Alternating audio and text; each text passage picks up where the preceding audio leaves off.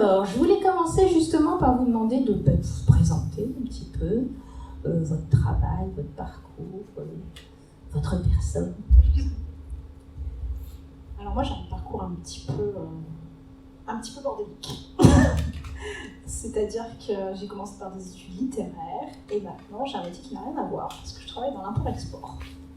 Donc absolument rien à voir, mais donc beaucoup de gens, beaucoup de rencontres et depuis très longtemps en fait j'ai toujours écrit.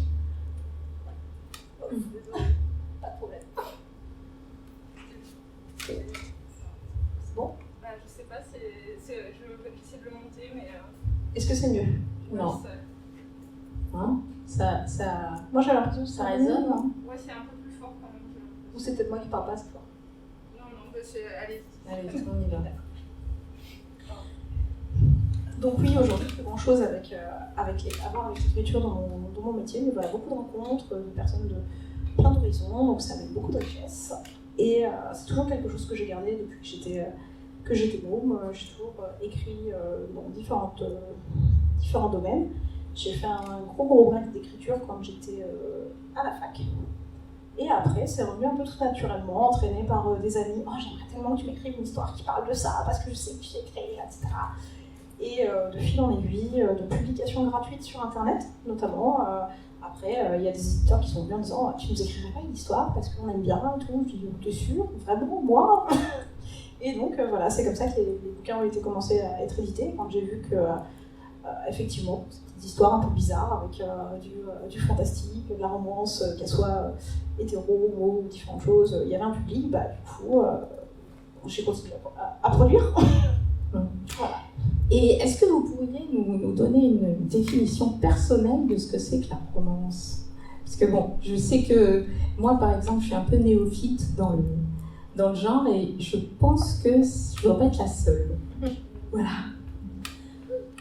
Alors, je sais pas si je vais avoir une définition très consensuelle, en fait. Justement, c'est pour ça que je disais personnelle. Ouais, tout à fait. Moi, je dirais que c'est une romance, c'est une histoire qui va mettre les relations personnelles des personnages, donc l'histoire d'amour au centre, mais qui ne va pas forcément se limiter à ça, puisque en tant que lectrice, en fait, j'en lis assez peu, dans le sens où je suis souvent déçue de ne pas avoir un cadre autour. Voilà, moi, juste l'histoire de savoir si l'enjeu c'est A va finir avec B, ça m'intéresse pas vraiment, parce qu'en général, dans la romance, c'est couru d'avance. Donc c'est pour ça que c'est pas un genre qui m'interpelle toujours, et c'est peut-être pour ça que j'ai eu envie de m'y aventurer, pour donner une vision un petit peu plus personnelle, de dire oui, on peut faire de la romance, à la fin A et B vont finir ensemble, mais par contre, on peut peut-être parler d'autres choses, on peut peut-être parler, je sais pas, d'inclusion, dans l'appel du renard, on parle de certains problèmes d'inclusion aussi, dans le sens où on parle de racisme, on parle du retour des vétérans, de l'armée américaine, on parle de différentes choses. Voilà. C'est pour ça que vous vous inscrivez aussi dans un autre genre à chaque fois. Parce qu'il y a le fantastique, il y a même des intrigues policières, des intrigues familiales. C'est parce que je m'ennuie vite. Je m'ennuie vite, j'aime pas lire deux fois la même chose, donc j'aime pas écrire deux fois la même chose. Donc je me laisse plutôt porter par mes idées, et c'est vrai que j'ai rarement deux fois la même de suite. D'accord, mais comment est-ce que vous choisissez au départ le genre dans lequel vous allez vous inscrire? En fait, j'ai une petite réserve d'idées. Quand je travaille sur un bouquin, en général, c'est toujours à ce moment-là que vous avez un autre bouquin qui arrive et qui vous dit « Écris-moi, écris-moi, écris-moi ». Et comme je suis quelqu'un de plutôt discipliné, je mets cette idée de « Écris-moi » dans une petite boîte, dans un petit fichier. Et quand je termine mon projet en cours, je vais dans mon petit fichier et je dis « Bon alors, sur quoi j'ai envie de retravailler, lequel j'ai envie de reprendre ?» Et donc, c'est en fonction du film du moment de dire voilà, j'ai envie d'écrire du fantastique, là j'ai envie d'écrire du policier. C'est au film, pour le coup. D'accord. Vous disiez que vous ne lisiez pas beaucoup de romances, vous lisez quoi comme genre de livre? Je lis pas mal de fantasy, je lis beaucoup de BD. BD, comics américains. Je lis un peu de polar. Et par contre, je lis assez peu de. J'ai lu beaucoup de classiques à une époque, mais ça m'a un peu passé. Donc je lis assez peu de littérature contemporaine. D'accord. Ouais. C'était pendant vos études de lettres que vous avez... Ouais. Ça m'arrive encore, hein, mais c'est vrai que c'est pas ce vers quoi ça me porte en ce moment. J'ai plus envie de lecture un peu plus détente. Et côté auteur, hein, c'est quoi vos auteurs phares? C'est une grande question. Je suis une inconditionnelle de Neil Gaiman, mais en comics, beaucoup plus qu'en roman. Okay. C'est un de mes dieux. J'ai quelques autres dieux en comics aussi. Sinon, dans les auteurs français, j'aime beaucoup Boris Vian et le surréalisme. Et en romance, j'aime beaucoup les gens qui prennent le temps de faire les choses. Je n'ai pas de nom qui me vient tout de suite à vous citer, mais il y a quelques auteurs qui sont très intéressants là-dessus. Mais qui prennent le temps de faire les choses, c'est-à-dire, ça veut dire quoi? Donc de poser un contexte autour, juste de vous raconter une histoire où A et B vont se tomber dessus et tomber amoureux, enfin des gens qui ont autre chose à dire en tête. D'accord. Okay. Vous n'hésitez pas à demander la parole si vous avez des questions à poser. Je m'interrogeais sur vos pseudonymes, parce que donc Charlie Reinhardt, ce n'est pas votre nom. Non. J'ai l'impression que c'est une sorte de jeu de mots sur votre vrai nom. Peut-être. Et vous avez plusieurs pseudonymes. Je suis en train d'enterrer en fait mon pseudo. Donc c'est le deuxième Charlie Reinhardt? Oui, en fait, parce que c'est vrai que quand je m'étais lancée au début, j'avais ce pseudo de Charève au tout début, mais il n'est pas très lisible, il est difficile à prononcer, c'était un jeu de mots moisi. C'était quoi le nom, Charlie? Oui, Charève, donc le rêve, machin. Je trouve pas ça très pertinent sur la tête. Et c'est vrai que j'ai profité de la publication de l'Appel du Renard, qui était un petit peu plus large en termes de diffusion, pour dire on va repartir sur autre chose. D'accord, donc maintenant c'est Charlie Reinhardt. Voilà, donc là tout le catalogue est en cours de réédition sous ce pseudo. Voilà. Donc vos anciens... Oui, en fait en accord avec mon éditeur qui publie les autres titres, là ils sont en train de rééditer et on réédite sous le nom de Charlie Reinhardt. Et justement, je m'intéressais un petit peu à vos éditeurs. Donc est-ce que vous pouvez nous présenter le premier éditeur, parce qu'il est intéressant, et puis votre éditeur actuel, Milady. Alors, j'ai commencé à travailler avec Mix Édition, qui était une petite maison d'édition associative qui publiait essentiellement du LGBT et donc de la romance gay. On était au départ une petite dizaine d'auteurs et en fait, je suis rentrée d'abord donc en tant qu'auteur et après j'ai travaillé pour la maison d'édition, j'ai dirigé une collection pour eux pendant 2 ou 3 ans. Et après, par le biais d'une amie auteure, j'ai eu l'occasion de faire la connaissance de l'éditrice chez Brajlon. Donc Brajlon Millenni, Brajlon qui est essentiellement une maison d'édition tournée vers le fantastique, la fantasy et la science-fiction, mais qui a aussi une grosse division romance. Et donc eux, leur créneau, ça a été les premiers en France à introduire la romance fantastique, notamment avec la Beat Lit. Voilà. Beat Lit, tout le monde est OK sur le terme? Alors en fait, la Beat Lit, c'est, je crois que d'ailleurs, il me semble que Brajlon Milady avait labellisé le terme de Beat Lit. C'est la littérature mordante, donc avec les loups-garous, les vampires, c'est de la romance où vous avez des éléments de paranormal. Donc plus largement, je crois que maintenant les éditeurs le reprennent sous le label romance paranormale. C'est Twilight, non? Oui, tout à fait, oui, c'est ça. Vous avez des vampires, vous avez des loups-garous, des fantômes, voilà. Dès que vous avez un élément fantastique, mais vraiment, Milady avait appelé sa première collection Beat Lit. Il y a, comment il s'appelle, une série qui a été adaptée justement en série, qui est très connue. La communauté du Sud. Oui, Charlène Harris. voilà, Charlène Harris, la communauté du Sud, comment ça s'appelle le True Blood, voilà, True Blood. Ok. Donc, on en a pas mal, hein, le Beat Lit, ça marche bien. Oui, ça marche très très bien. il y a eu un petit creux il y a 5 ans, beaucoup d'éditeurs ont arrêté leur collection d'ailleurs sur le Beat Lit, et là c'est reparti énormément. Et une vague. Qu'est-ce que je voulais demander?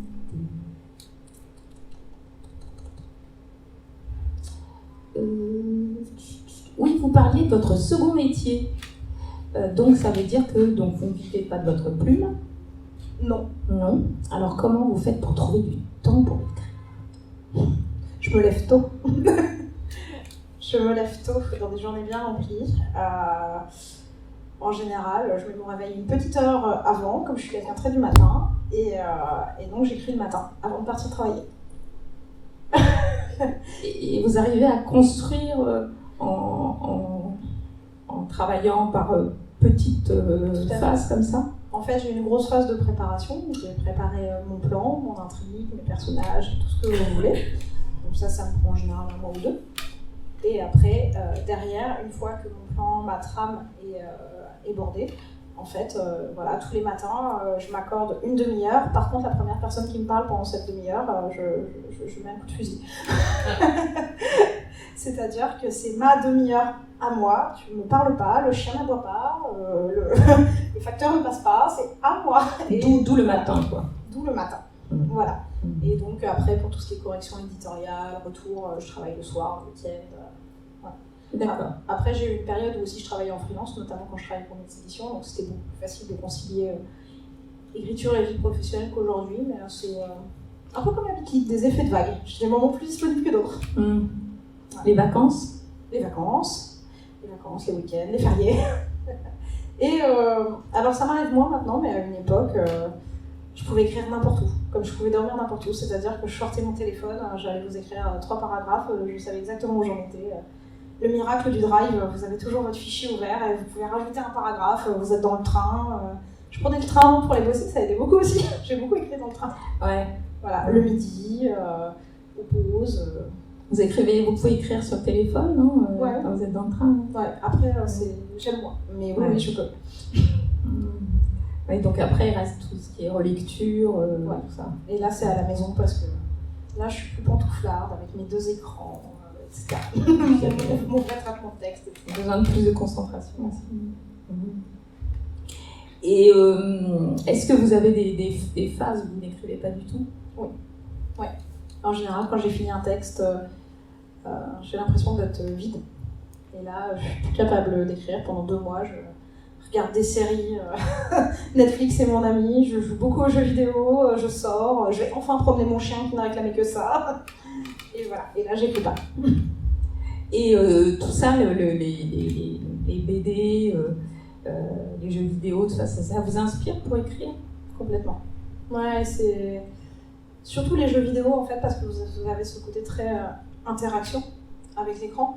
Et donc en fait, une idée en appelle une autre et on se dit ah, cette idée-là, elle est intéressante, mais moi je l'aurais pas développée comme ça. Alors peut-être que je pourrais la mettre à tel endroit, et la développer d'une autre manière. Et c'est vrai que souvent, mais c'est aussi le quotidien, une situation de quotidien au boulot, telle personne fait ça. Ah, mais c'est intéressant ça. La réaction qu'elle a eue par rapport à telle situation, je pourrais la développer. Tu sauras jamais que tu es dans un livre, mais je vais t'épiquer une réaction. Voilà. Et vos lecteurs, alors, c'est qui? Alors, essentiellement des femmes. Oui. Voilà. Sur la romance, essentiellement des femmes. Mais on a des surprises hein, parfois. Alors, sur la romance gay, on a aussi des hommes. Mais même sur la romance hétéro, on a aussi de temps en temps des lecteurs hommes qui viennent discuter. Et c'est intéressant, c'est pas le même point de vue, c'est pas la même chose. Et justement, je trouve que c'est de plus en plus décomplexé aussi chez les hommes Ouais. de venir parler, etc. C'est intéressant depuis quelques années, ça change. Et alors, pourquoi justement ce prisme de... parce qu'en fait, même quand ce ne sont pas des... Alors, on appelle ça les romans M&M, j'ai appris ça. Masculin, donc les romances gays. Mais même quand c'est pas... par exemple, Rosen, c'est pas spécialement le couple principal, c'est un couple hétéro. Mais il y a toujours un couple, effectivement, homosexuel. Oh, ça, c'est mes marottes à moi. Et ben voilà. Alors, d'où vient ce goût pour les couples homosexuels, alors que, enfin homosexuels hommes, alors que bon bah vous ne devez pas trop vous identifier. Alors j'ai aussi écrit un roman FF, donc Ouais. avec un couple de femmes. Alors je vais être très honnête, au début le MM ça m'a complètement débloqué sur l'écriture. Attention, réponse pas politiquement correcte, j'ai un côté très misogyne. j'avais beaucoup de mal à écrire sur les femmes. Vraiment, c'est quelque chose, c'était compliqué. Dès que j'écrivais une femme, j'avais envie de passer le personnage sous un bus qui meurt dans d'atroces souffrances d'ici la fin.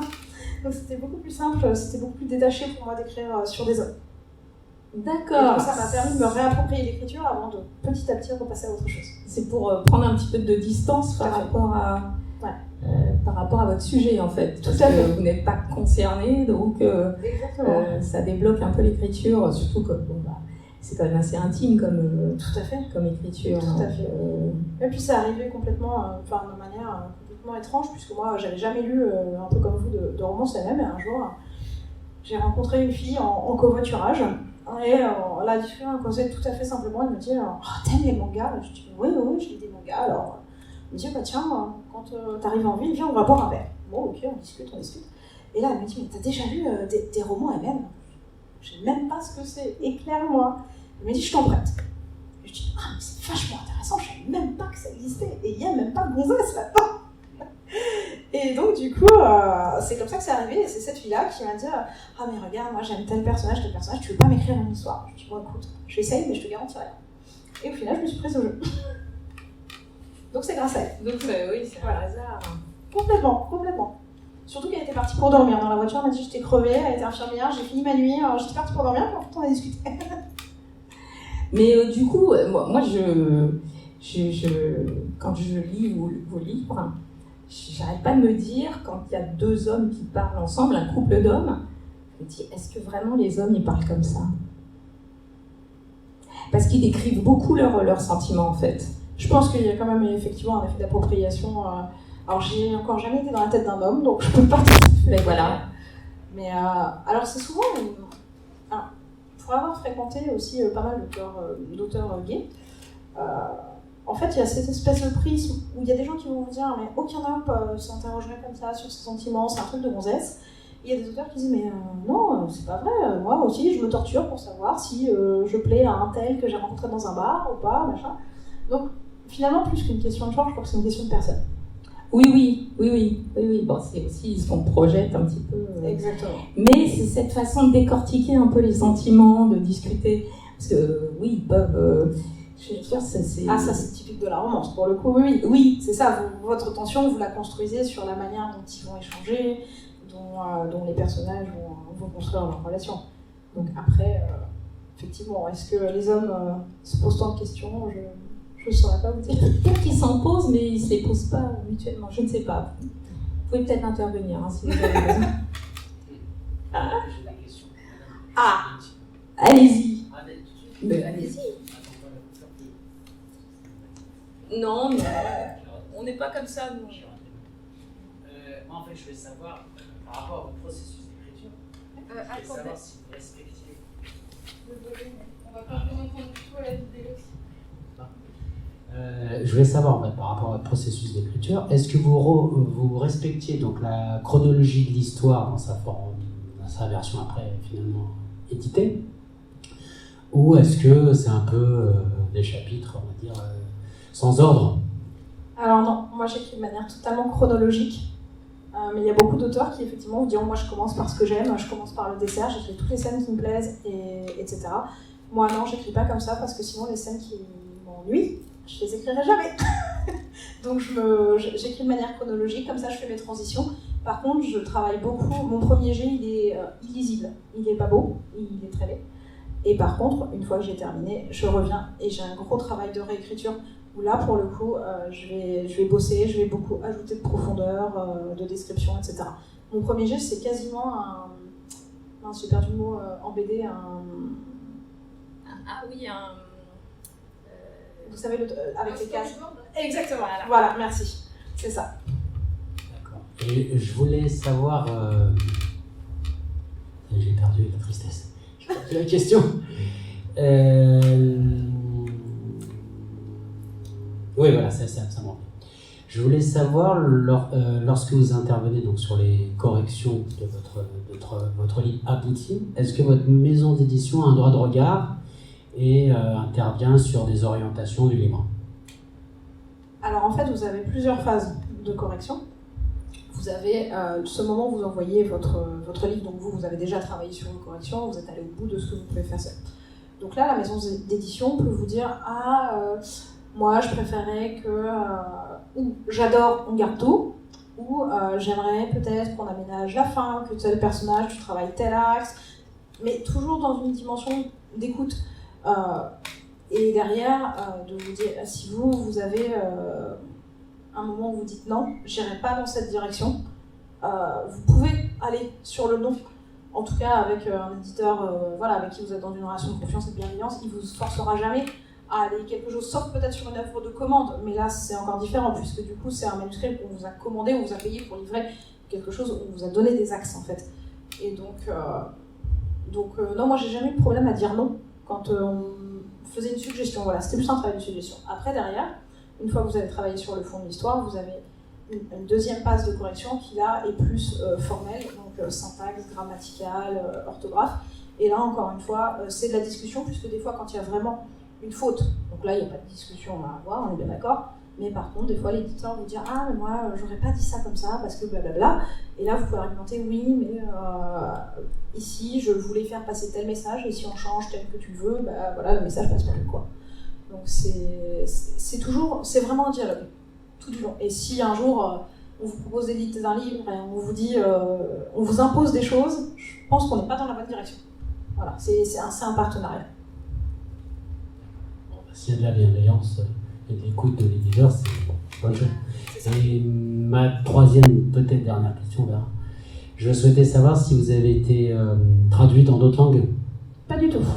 Et c'est à venir ou il y a un projet? Non, il n'y a pas de projet pour l'instant. Je pense que le marché de la romance, notamment anglo-saxon, puisque c'est plus porteur pour la traduction, est déjà largement alimenté. Donc il y a peu d'œuvres francophones qui sont portées. Par contre, si on regarde les camemberts au niveau des ventes, on est très bien placé au Canada et dans pas mal de pays francophones. Donc en fait, on s'exporte pas mal sur d'autres pays francophones, y compris l'Afrique.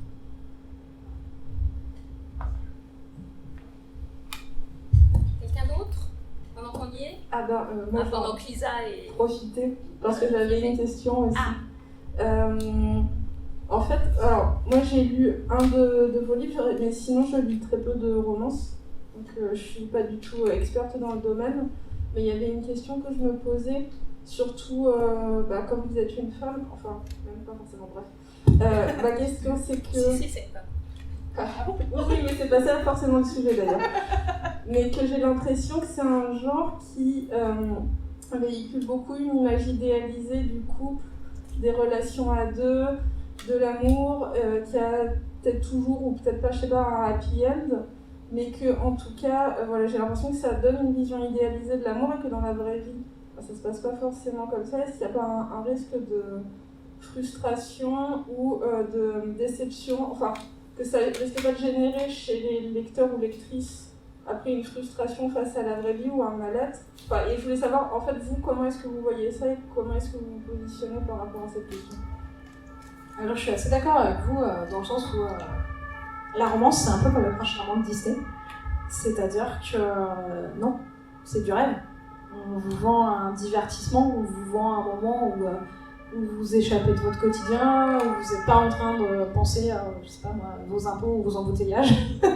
Et donc vous avez envie, comme un polar en fait à sa manière, qu'on vous vende un moment où vous êtes ailleurs et effectivement où consciemment ou inconsciemment, vous coupez, vous vous dites non, c'est pas tout à fait comme ça que ça se passe, mais j'ai cette suspension d'incrédulité par rapport à ça.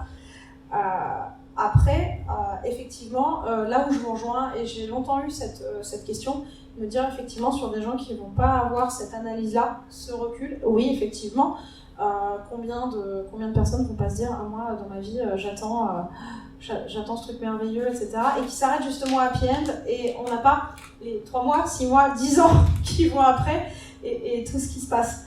Et c'est pour ça aussi, tout à l'heure, j'en reviens à ce qu'on disait, que moi j'aime bien les romances qui vont plus loin, justement, qui vont pas juste dans le oh là là, c'est le coup de foudre, c'est merveilleux, en scène, et ça résout tous les problèmes. Mais non, c'est pas comme ça. Et justement, quelque part, la tension et l'intérêt d'une romance, elle s'arrête pas là, elle s'arrête aussi à ce que vous allez mettre autour. Mais oui, je vous rejoins complètement. Mais par contre, Aujourd'hui, c'est quelque chose que moi j'ai préféré dépasser en me disant ce que je vends, ce que j'offre, c'est un moment de divertissement.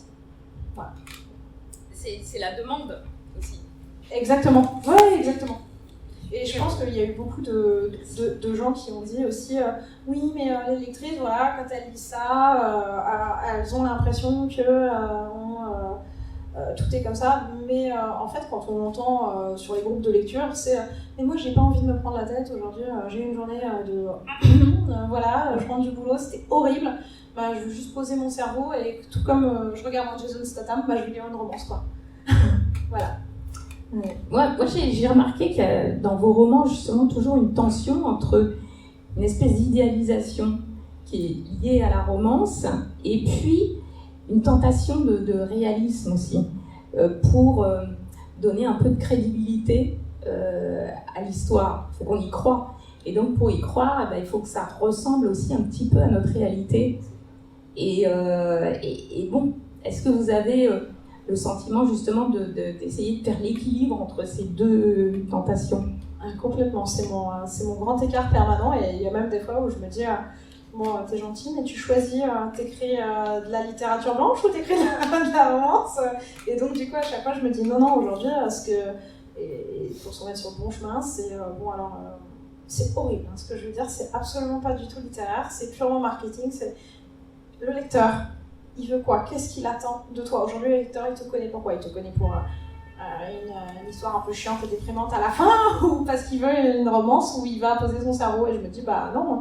Et moi-même, qu'est-ce que j'aurais envie de lire? Alors effectivement, j'ai envie de lire une romance qui va m'aider à déconnecter, mais qui par contre va être bien construite. Voilà. La construction de l'histoire, mais la construction aussi, on en avait discuté un petit peu avec Lisa, ce qu'on trouvait particulièrement typique dans votre écriture, c'était une attention à la psychologie des personnages. Essayer de fouiller un petit peu leurs sentiments et de ne pas rester dans cette espèce de côté Walt Disney, le prince, la princesse. Et c'est peut-être aussi de ce côté-là qu'on a le réalisme. Par exemple, dans Roseanne, du coup, vous abordez aussi des sujets qui sont l'évolution aussi des rapports hommes-femmes ou des rapports de couple dans une société post-MeToo, voilà. Parce que vous avez beaucoup de personnages qui sont un peu des mâles alpha, quand même, parce que ça fait partie un petit peu du jeu. Mais en même temps, il faut toujours qu'ils aient un côté, parce que c'est quand même assez mal vu entre eux. Ils sont un peu protecteurs, mais ils doivent être protecteurs, mais pas machos. C'est un peu compliqué. C'est ultra compliqué à gérer parce qu'effectivement, à chaque fois que j'ai lu des romances, moi quand j'arrive sur un Christian Grey, j'ai qu'une envie c'est de le choper et de le mettre dans un congélateur. Donc moi en tant que personne, c'est très très compliqué. Donc effectivement, je ne me verrais pas écrire une romance où le personnage masculin me collerait des envies de meurtre. Donc voilà, il y a cette tension de se dire je veux un gros barbu protecteur, mais derrière je veux pas que ce soit étouffant. Voilà. Mais oui, à chaque fois c'est un peu un jeu d'équilibre sur la construction du personnage. Le barbu protecteur, c'est votre truc. Ah, j'aime bien les barbus. Est-ce que ça ressemble pas à cette écrivaine américaine qui écrit des romans, des romans policiers, toujours un peu dans la même classe sociale? Alors il n'y a pas de fantastique. Hein, comment elle s'appelle? Elle fait un tabac, cette femme. Oui, je pensais à ça moi aussi. Comment? Marie Hitzler. Ah non, pas Smith, une autre. Marie Hitzler. Oui, Marie Hitzler, c'est pas. Je sais pas. Marie Hitzler, oui, elle est britannique. Hein, ou britannique, je sais pas. Mais c'est pas de la romance, c'est Non, Marie Hitzler, c'est du polar. Mais effectivement, oui. C'est du polar. Mais c'est vrai que c'est une recette. C'est toujours, voilà, je veux dire, la méthodologie, c'est toujours la même. C'est un peu. Il y a un côté un peu sans surprise, où de toute façon, c'est la pauvre bergère qui va rencontrer justement un mec alpha, mais pas trop, ou alors il est complètement pervers, enfin bon. Mais ça se finit toujours bien. sûr. Encore une fois, c'est un produit complètement... Je sais que c'est un gros mot en littérature, hein, mais c'est un produit complètement marketé. Vous avez lu un Mary Higgins Clark, vous le décortiquez, vous les avez tous lus, vous trouverez le méchant au bout de 3 pages. Oui. Il n'y a pas qu'elle. Hein. Non. Arlene Coben, c'est pareil. Je n'ai jamais lu. Pouvant en lire un. 2 pour vérifier que c'est pareil. Ils sont bien construits, hein. Mais... Mary Higgins Clark, vous cherchez l'ami de la famille. Toujours. Oui, voilà, il y a toujours ça. Le faux gentil. C'est ça, le faux gentil. Le faux gentil. Ouais. Ah oui, je me demandais pourquoi, enfin, en même temps je sais un petit peu, mais pourquoi vous placez beaucoup de vos romans aux États-Unis et pas en France? Alors pour celui-là c'est facile. Alors oui, pour celui-là c'est la densité de population qui m'a arrangé beaucoup. Et la densité forestière. Voilà, beaucoup de forêts et peu d'habitants, ça m'arrange. C'est ça, il faut de la forêt. En fait, j'ai beaucoup de mal à lire, moi, personnellement, c'est un niveau des romans qui se passent en France, ou alors il ne faut pas que l'auteur ait localisé à la ville. Je suis tombée il n'y a pas très longtemps sur un roman, je ne le savais pas du tout, qui se passait dans une ville où j'ai vécu. J'ai fait 10 pages, je l'ai posé alors que c'était très bien, parce que j'avais beaucoup de mal à me projeter justement en ayant connu la ville. Donc quand j'écris en France, je prends bien garde à ne jamais localiser vraiment. Voilà, souvent... Alors celui-ci, il y a la densité de population, je l'ai placé aux États-Unis, mais aussi parce que le shérif c'était un peu plus sexy que le garde champêtre. Voilà. Alors on en revient à cette idée d'idéalisation, quelque chose qui fait rêver. Ah, c'est vrai que les États-Unis ça fait rêver. Oui. Ah, j'arrive. Ah bah shérif, On c'est... le voit en face, c'est tout autre chose. Mon petit doigt me dit que le shérif était barbu. Peut-être. Il est peut-être barbu. Frenchie qui fait semblant, oui, je vous approche, je dis écoutez, vous m'impressionnez pas trop dans l'anglais, vous comprendrez un peu la race. J'aimerais bien lire, c'est pour voir. Non mais je travaille avec trop d'hommes en uniforme en France. C'est pas ça, je suis partie aux États-Unis dans un coin. Ah, je veux bien vous croire. Quand je vois en face, Ah oui, non mais c'est vous complètement... êtes avec Frenchie, vous expliquez un peu, je comprends parler poliment, enfin, il va impressionnant, je dis écoutez, mon pays est petit, et il a fait beaucoup de choses, quoi. C'est ça. Ah non mais complètement, il y a une dimension... de lire, d'apprendre, pour ça que je... Mais vous voyez, vous avez la même réaction que moi avec les romans français finalement. Vous le mettez face à quelque chose que vous avez connu et vous dites non, c'est pas possible. J'en ai vu un en face pour erreur, on appelle Sylvain, voilà, je dis, moi je m'imaginais que le film trop. C'est super. Mais vous êtes renseigné un petit peu parce que c'était très... je trouve que la description du paysage, parce que là pour le coup c'est quand même dans un état particulier, donc vous y êtes allé ou vous êtes renseigné ou... Non, j'aimerais bien en fait, le Yellowstone, ça fait un moment, c'est un voyage qu'on aimerait bien faire avec mon mari depuis un bon moment et c'est vrai que j'en ai profité pour faire un safari photo par Google interposé sur ce là. Mais oui, dans celle-ci, je devais mettre les pieds aux US, ce serait ce coin-là. Alors, peut-être pas le Wyoming aussi profond que ça, j'ai pas envie de me faire bouffer par un ours, mais... il fait pas beau comme ça là-bas? Il pleut tout le temps. J'ai vu qu'il pleuvait tout le temps. Ah oui, il pleut souvent aussi. Ah ouais, j'ai eu cette impression. Oui, c'est vrai, il pleut pas mal, mais quand ça peut avoir son petit effet, la pluie. C'est ça. C'était l'automne. Ah, c'est ça. Parce que vous disiez à un moment que c'était un peu le trou du cul de la terre et qu'il est toujours mauvais. Mais... J'aurais pas osé dire ça. Non, enfin, c'était avec d'autres mots, sans doute. Sans doute, ça, je rajoute. Qu'est-ce que je voulais dire d'autre? N'hésitez pas. Oui. Dans tous les romans, alors moi je ne suis pas une inconditionnelle de la romance, mais vous, votre approche qui consiste à innover dans chaque roman, ça m'intéresse. Ce que j'ai remarqué dans les romances que j'ai pu lire, ou même les films romans romantiques, le couple de héros, à la limite, ils se haïssent. Et la probabilité qu'ils se rencontrent, et encore plus qu'ils s'aiment, elle est de l'ordre de 0,01%. C'est pour apporter du piquant, j'imagine, à l'histoire. il est macho, elle est féministe. Oui, c'est ça. Elle est dessinatrice, il est matheux. Mais ça, c'est la bourgeoisie lui vient en face du jour, le grand écart. Ah, mais complètement. Mais ça, c'est aussi j'ai envie de vous dire, une fois que vous avez la ficelle, c'est le côté très artificiel de la construction. En fait, vous ne pouvez pas construire une histoire sans antagonisme. Donc, en fait, en romance, vous avez... sauf si vous mettez un grand méchant, comme ça arrive en romance fantastique, bien sûr, on prend de la romance contemporaine, hein, vraiment, où l'enjeu, c'est, je sais pas moi, elle est designer, il est chercheur en je sais pas quoi. L'enjeu, c'est vraiment de savoir s'ils vont finir ensemble. Et du coup, vous êtes obligé de créer un antagonisme, puisque vous n'allez pas forcément avoir un personnage d'opposition. Donc en fait, pour créer des péripéties, pour faire avancer votre histoire, vous avez besoin d'antagonisme. Donc en fait, le plus simple, c'est effectivement de faire qu'ils ne puissent pas se saquer. Et c'est effectivement un schéma personnellement, qui je trouve est intéressant, mais facile en fait, qui a été très, très usé.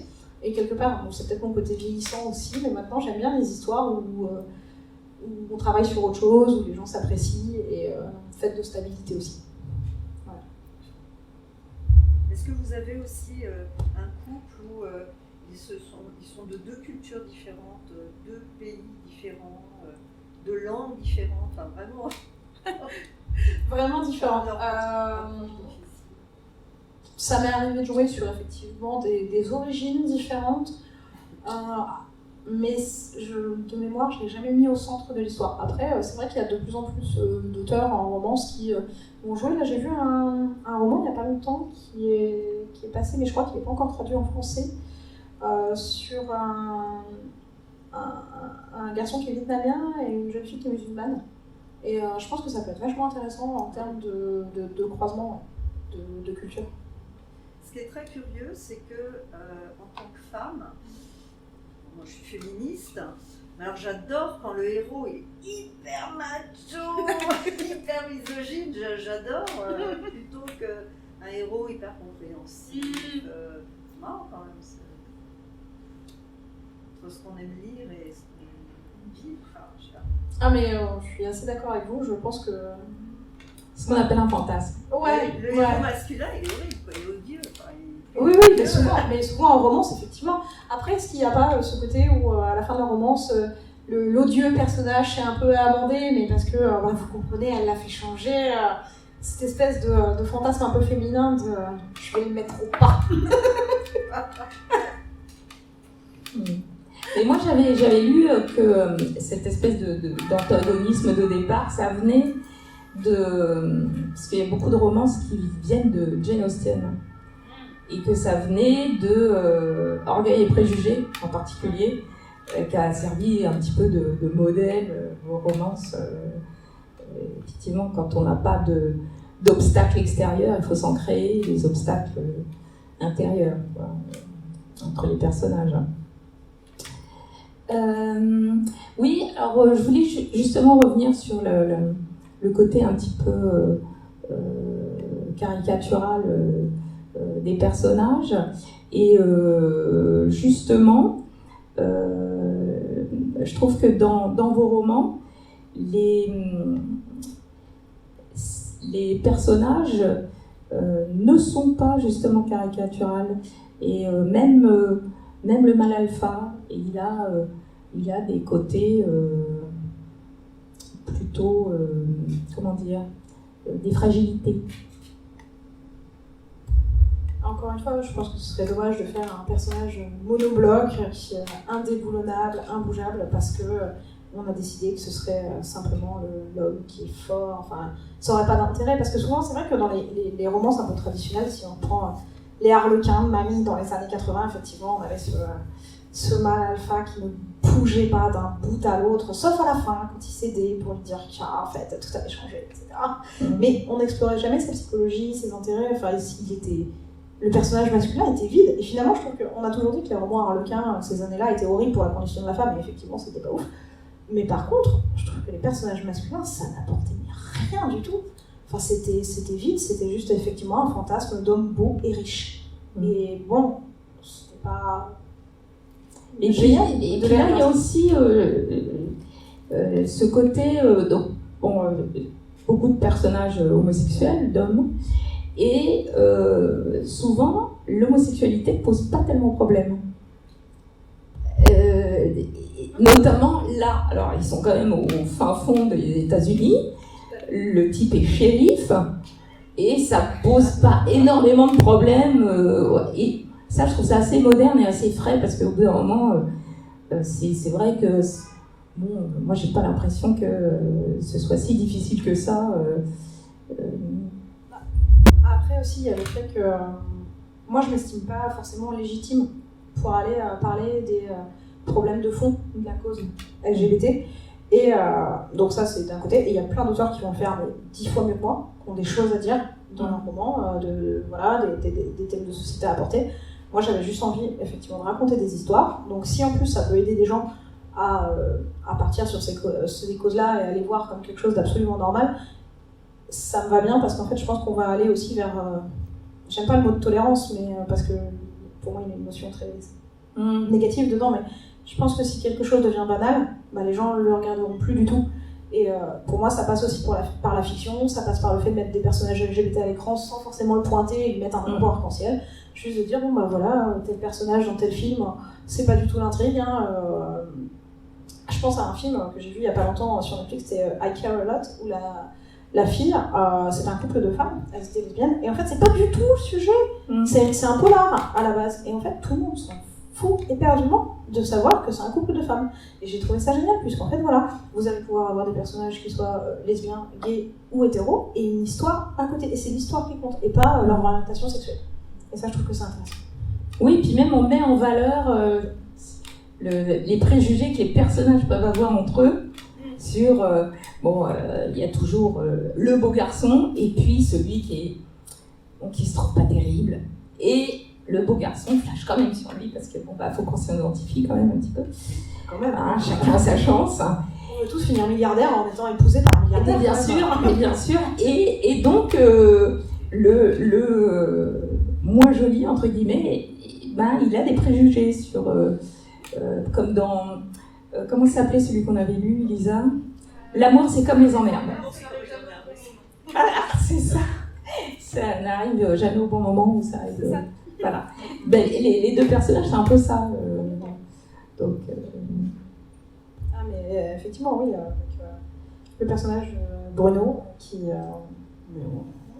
se dit qu'il a aucune chance tout du long.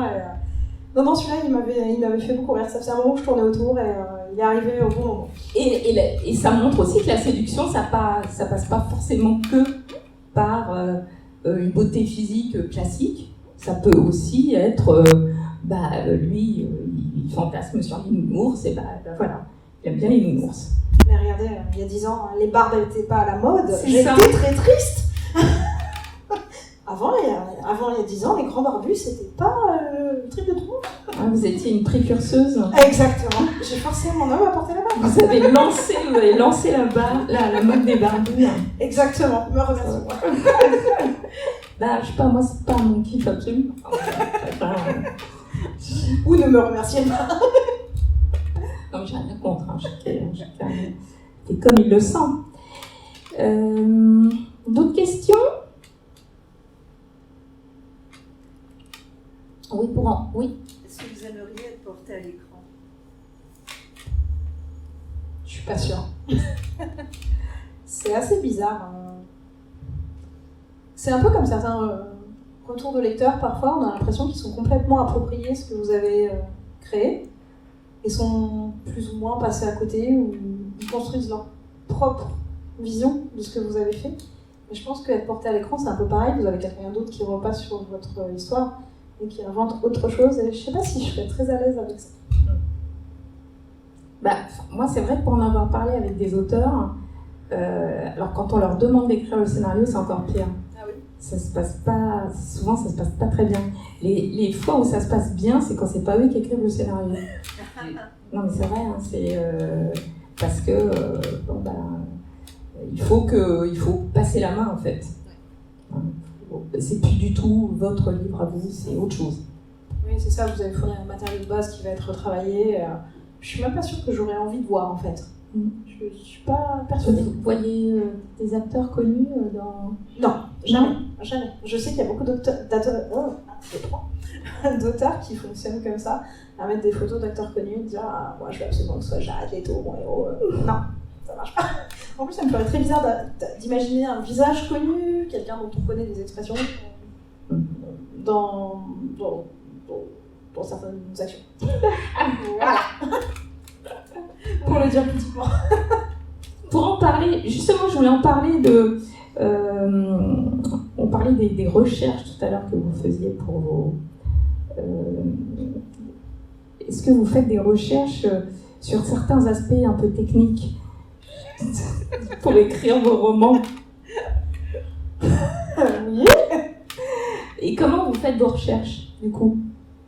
Alors, maintenant, il y a ce truc merveilleux qui a beaucoup remplacé les bibliothèques, je suis désolée. Internet. Ça s'appelle Internet. La mine d'or est assez intéressante. Et puis après, beaucoup discuter avec les gens, en fait, parce que sur certains sujets, même des métiers qu'on ne connaît pas ou des choses comme ça, bon, voilà, aller au contact des gens, dire ben voilà, toi tu travailles dans ça, explique-moi un peu comment ça se passe en vrai pour donner un petit cachet un peu plus réaliste. Donc, toujours intéressant de trouver quelqu'un et voilà, de discuter, puis ça permet de rencontrer de nouvelles personnes.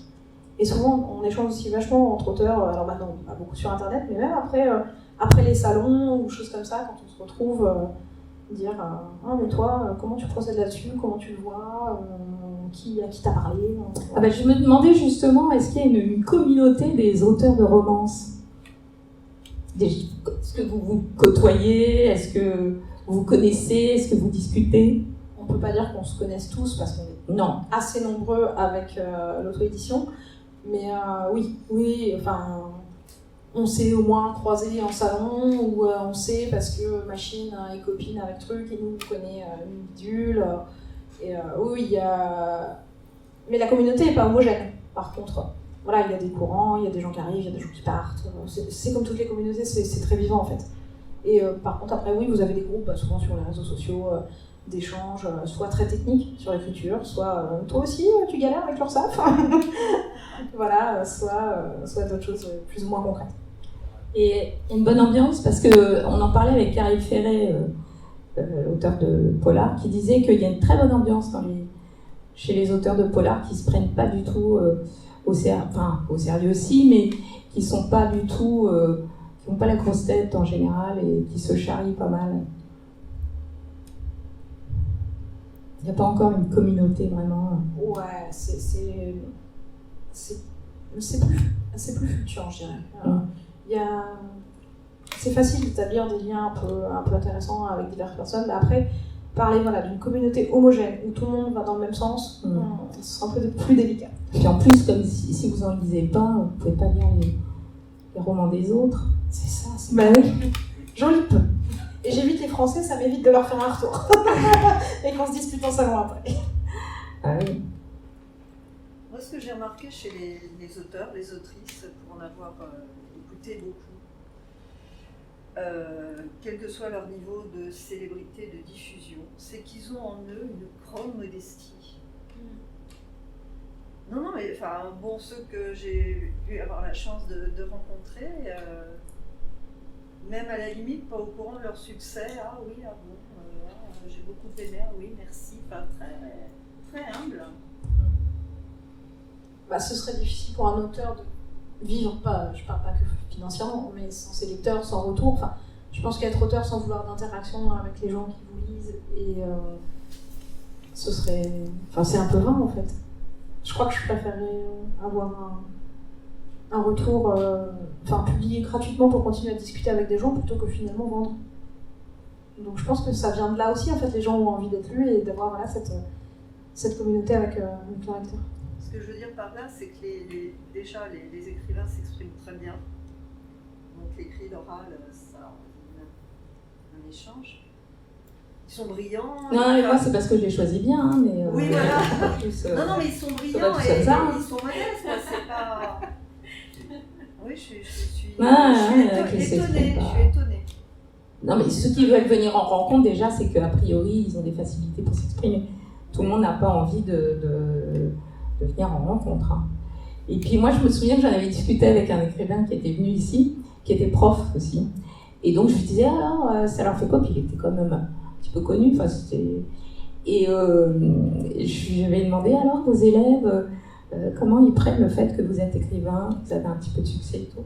Et il m'avait dit, oh, bah, vous savez, mes élèves, bon, ils sont contents parce que je fais autre chose que prof, hein, qui est quand même pas terrible comme métier, mais par contre, ils préféraient quand même que je sois surfeur. Hein. Ça remet un petit peu à niveau. Non mais bon, les auteurs, c'est pas comme les acteurs, comme les... c'est pas... Voilà, on les reconnaît pas. On n'est pas dans comme la ça. rue. On n'a pas encore la drogue gratuite, c'est dommage. Et ceux qui le sont pas forcément restés très sympas. Je ne citerai pas d'exemple. Il y en a quelques-unes des rockstars. Pardon? Je pensais pas à eux. Je n'ai pas eu d'écho. Par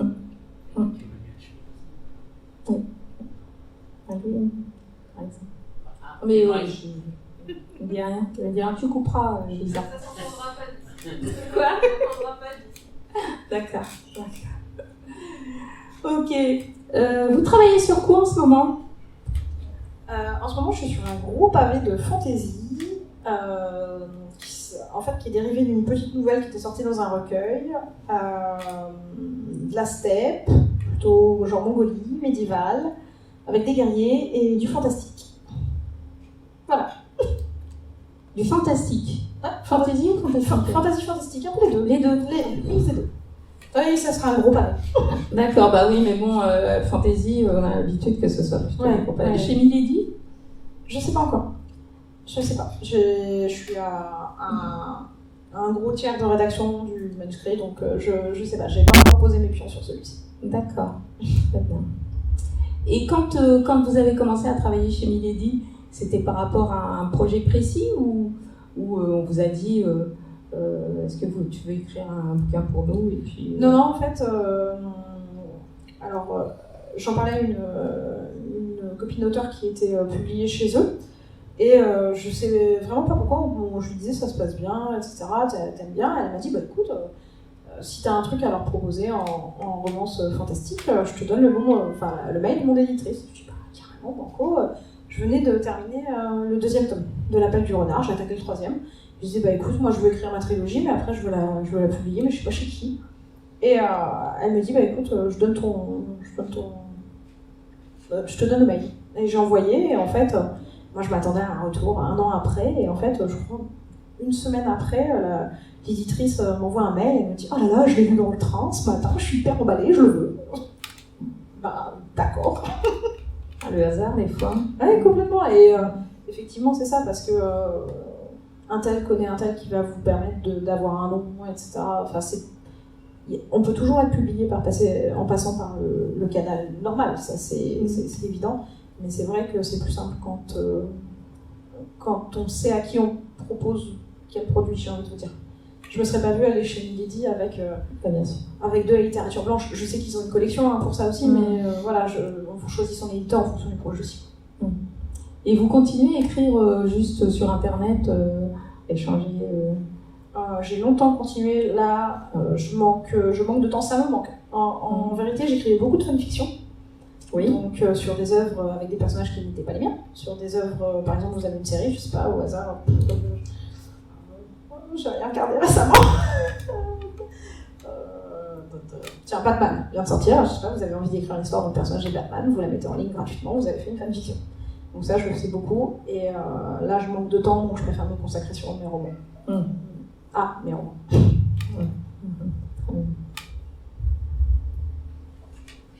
Oui.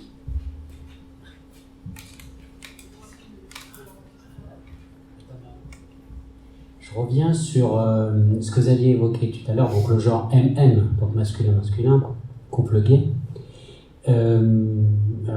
Qu'est-ce que vous leur faites dire lorsqu'ils discutent, sans trop spoiler vos livres, hein, évidemment, ou un livre qui parle essentiellement de ça. Qu'est-ce que vous leur faites dire entre eux? Est-ce que c'est une part de sensibilité commune qui se trouve, ou une sensibilité voire féminine qui se trouve entre eux? Je suis très intrigué. Qu'est-ce que 2 hommes gays, parce que moi je ne connais pas de couple gay, où ils sont bien cachés. Qu'est-ce qui serait susceptible de raconter d'eux-mêmes, finalement, sans trop spoiler, parce que je suis très intrigué par vos livres. Donc... Je pense que c'est un peu, enfin, comme n'importe quel couple, vous allez baser sur votre quotidien, votre journée, il y a toute une parade de séduction aussi sur dévoiler un peu de son intimité, ses fragilités, mais pas trop, en même temps ses forces. Je pense que c'est vraiment pas une question d'orientation sexuelle, en fait, c'est vraiment une rencontre. Donc, de se dire, tu me plais parce que aujourd'hui j'ai l'impression que quand je te dis que telle chose me fait peur, tu me comprends, par exemple. Moi, c'était pas par rapport au couple gay que je disais. Justement, j'avais un doute, c'était pas un couple gay, mais voilà. Non, mais c'était pas par rapport au fait qu'ils étaient gays, c'était par rapport au fait que c'était des hommes. Voilà. Et que généralement, je vois pas des hommes discuter de leurs sentiments. Si ça se trouve, comme je ne suis pas un homme, si ça se trouve, les hommes discutent de leurs sentiments à cœur ouvert. Je n'en sais Alors, pas. Alors, j'espère pas vous vexer. Vraiment, j'essaye. Je crois qu'il y a aussi une question de génération. C'est un peu con, mais quand il est 3h30 du matin et que vous êtes avec votre meilleur pote qui est un mec et qui se met à pleurer, qui vous raconte tout le drame autour de ses parents ou de choses comme ça, en fait, il n'y a plus vraiment de question de les hommes font pas ça. Mais peut-être. Oui, mais avec des filles. Ou parfois il y avait d'autres, on était plus nombreux, voilà, il y avait d'autres garçons. Je pense qu'il y a aussi une libération de la parole et je pense que plus on arrive aussi, il y a peut-être moins de pression sur la masculinité de dire voilà, un homme ça fait ça, un homme ça fait pas ça, un homme c'est comme ci, un homme c'est comme ça. Donc peut-être que effectivement je me gourre, mais dans les relations qu'on peut avoir avec voilà, les gens qu'on a fréquentés de tous horizons, c'est quelque chose que moi j'ai perçu. Après peut-être que c'est aussi mon cercle de fréquentation qui m'amène ce biais-là, hein, c'est tout à fait possible aussi. Non, mon fils me raconte que ses amis, etc., ils parlent des sentiments. Mon fils qui vit en Allemagne, avec des amis, ils parlent de leurs sentiments, etc. Et, c'est arrivé qu'effectivement, certains de ses amis pleurent carrément pour une relation qui a été en échec. Je pense qu'effectivement, comme dit madame, j'ai envie de dire c'est une question de génération. Oui, exactement. C'est, non, mais tout à fait. C'est pas la virilité telle qu'on la concevait, à mon époque, par exemple, je crois que ça commence à être passé de mode, avec ses avantages et ses inconvénients, puisque les hommes deviennent plus fragiles, sont différents de la génération, de ma génération et encore plus de celle de mes parents. C'est une évolution. Oui, non, mais tout à fait. C'est plutôt une bonne chose. Oui, d'autres questions. Oui, c'est une question de génération, mais c'est aussi dans l'imagerie populaire qu'on a tendance à penser que les femmes, quand elles se retrouvent entre elles parlent de fringues, de soldes, de sujets tout à fait superflus, que les hommes, ils parlent davantage de foot, de choses comme ça, alors que non, j'organise des salons de thé dans Paris où j'ai plus de femmes que d'hommes, mais les femmes peuvent très bien parler tennis et géopolitique, et les hommes, sans être homosexuels, forcément, peuvent s'épancher sur leurs sentiments. Il n'y a pas de sujet particulier attribué selon le sexe auquel on appartient. Moi, j'ai pu remarquer ça, et c'est tant mieux.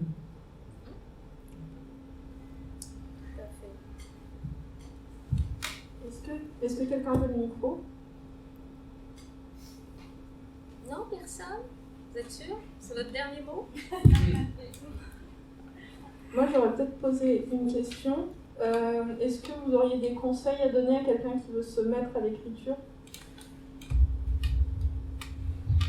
De prendre le temps, déjà, pas vouloir aller trop vite. Et encore une fois, je pense qu'aujourd'hui, avec tous les moyens qu'on a à notre disposition pour publier en ligne, ce serait dommage de se priver de cet avantage-là, de se construire des relations et surtout d'écouter ce que les autres ont à dire, parce que souvent on a des auteurs qui commencent et pour le coup vous disiez que les auteurs sont modestes, mais souvent les jeunes auteurs, et on a tous eu ce travers, on a l'impression on sait, c'est bon, on a besoin de personne. Et en fait, c'est quand on commence à être justement plus humble et à voir son texte comme un travail que voilà, on commence à l'aborder de manière plus technique, plus analytique, et donc voilà, de le mettre à disposition et d'être assez fort pour encaisser ce qui n'est pas forcément une critique malveillante justement, mais voilà, ce que les autres ont à dire. Donc oui, écrire, continuer à écrire, relire, corriger, jeter, écrire et publier en ligne et écouter ce que les autres ont à dire. Parfois c'est une toute petite chose, une personne, même un lecteur que vous ne pouvez pas blairer va vous faire un retour où vous sentez que c'est que désagréable, et pourtant cette personne elle va mettre le doigt sur le petit truc et vous dit ah, toi je t'aime pas mais tu m'as bien aidé. Et c'est la meilleure des revanches. Et voilà, d'accepter la critique, le retour et de travailler. À partir de quand vous vous êtes senti écrivain? Je suis pas sûre que je me le sens. Voilà, c'est ça.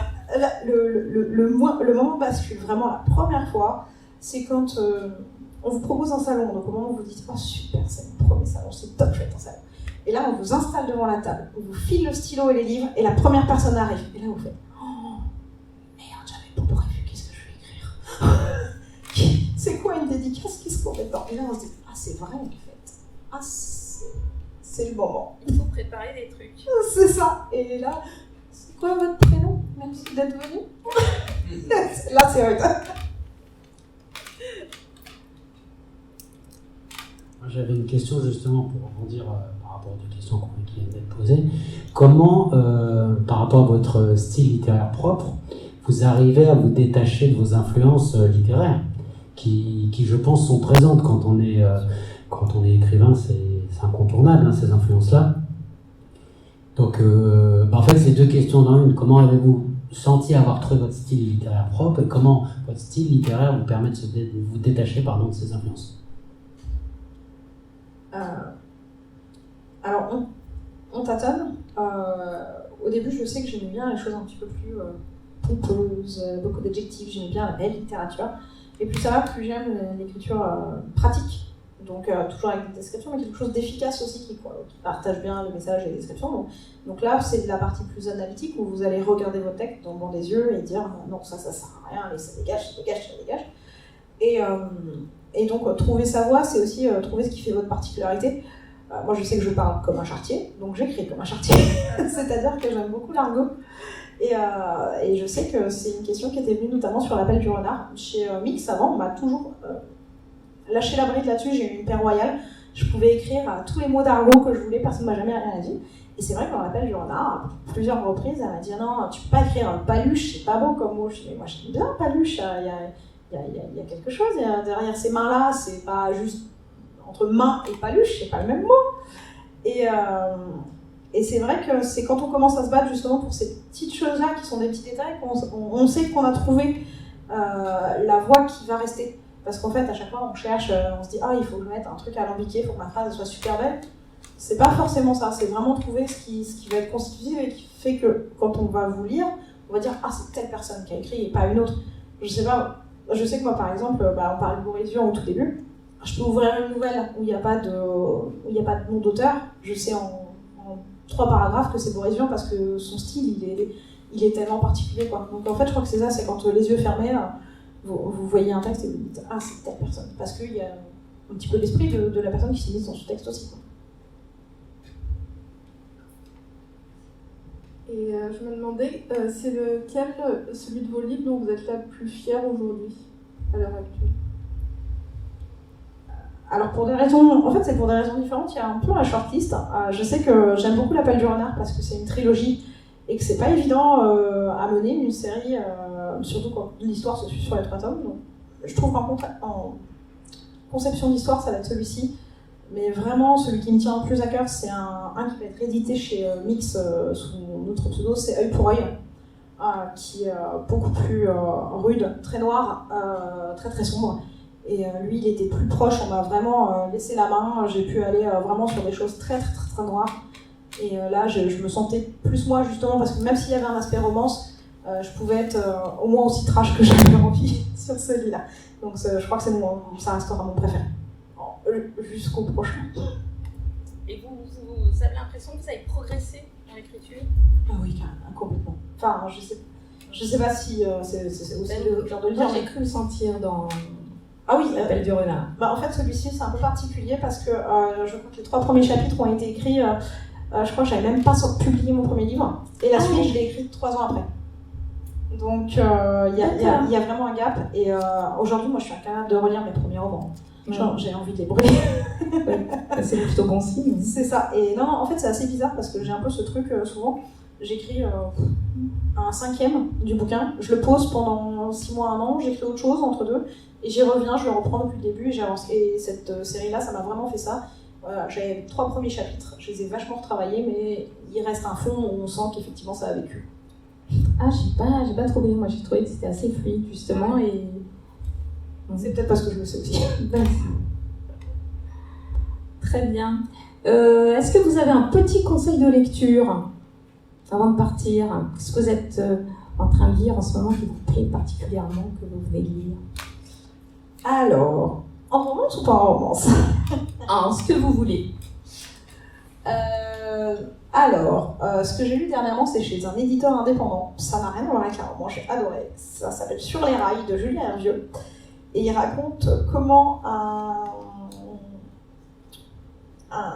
ancien directeur marketing licencié s'associe avec un petit dealer et il monte un business de trafic de drogue. Et donc, c'est pas un polar, c'est comment ils montent leur business. C'est vraiment la construction, c'est très marketing. J'ai adoré, c'est tout à fait cynique. J'ai vraiment, je crois que je l'ai bouffé en 3 heures tellement j'ai adoré ce livre. Ça se passe en France. Ça se passe en Et France. ben voilà. Hein, Ça se passe en France avec une partie sur les docks du Havre, donc ça me parlait bien. Vous êtes du Havre? Enfin, je travaille au Havre. Vous travaillez au Havre, d'accord. Voilà. Très bien. Donc, petit conseil sur celui-ci. Et puis sinon, en roman, j'ai lu un truc très bien il n'y a pas longtemps, qui va être publié en France là, à l'été, parce que sinon c'est en VO. Et le titre ne me revient pas. En fait, ça se passe dans un labo de recherche en physique ou chimie, je sais plus, je me souviens plus exactement. Et il y a tout le contexte justement de la place de la femme, notamment dans la recherche aux US, qui est vachement mis en valeur parce qu'en fait, comme elle est doctorante et lui, il est déjà en poste, en fait, on l'accuse en sous-main de coucher avec lui justement pour avoir son poste, etc. Et lui dit non, mais moi je m'en lave les mains, je l'aide pas du tout, etc. Et voilà, il y a toute une dimension. Il est vraiment vachement bien, il est très drôle, c'est le genre de bouquin qu'on lit avec la banane d'un bout à l'autre et qui vous met de bon poil tout du long. Celui-là, j'ai beaucoup aimé. Et j'arrive toujours pas à me rappeler le titre.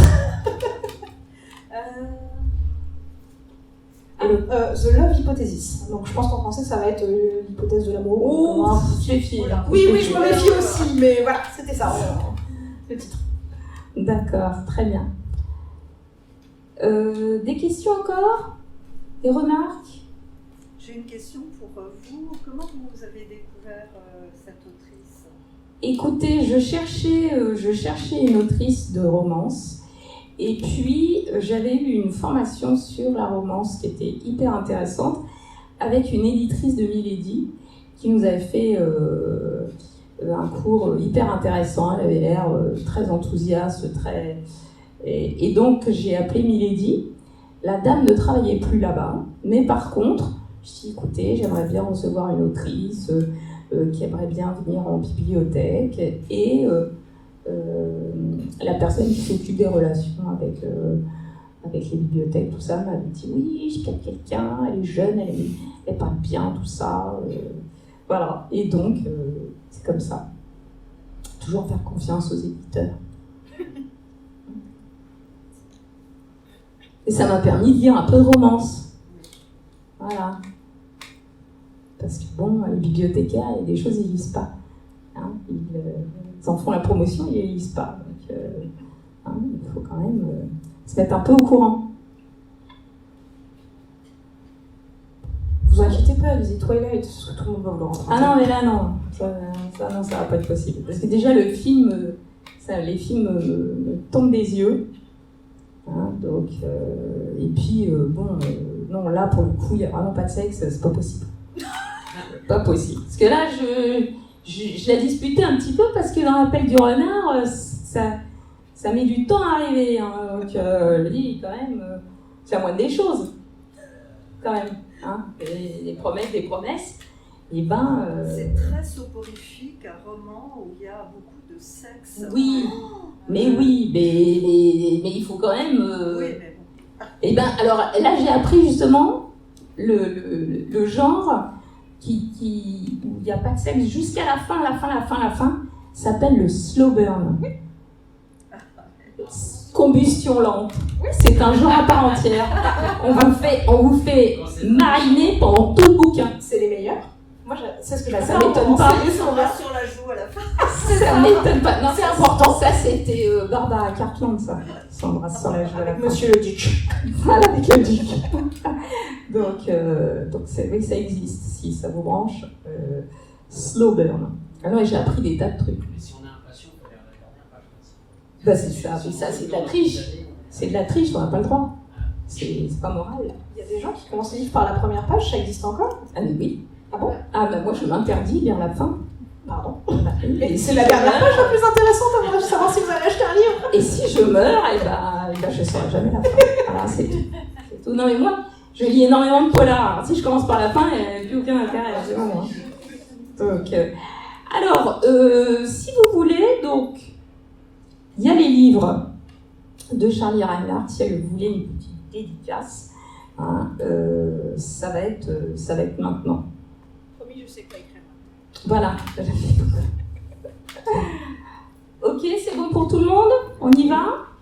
Eh bien, très bien. Hein, merci d'être venus. Hein, ce week-end de Pâques, entre deux tours. Il restait quand même des Arlentoniens, j'entends. Merci à vous pour vos interactions, vos questions et merci d'être venus à cette rencontre.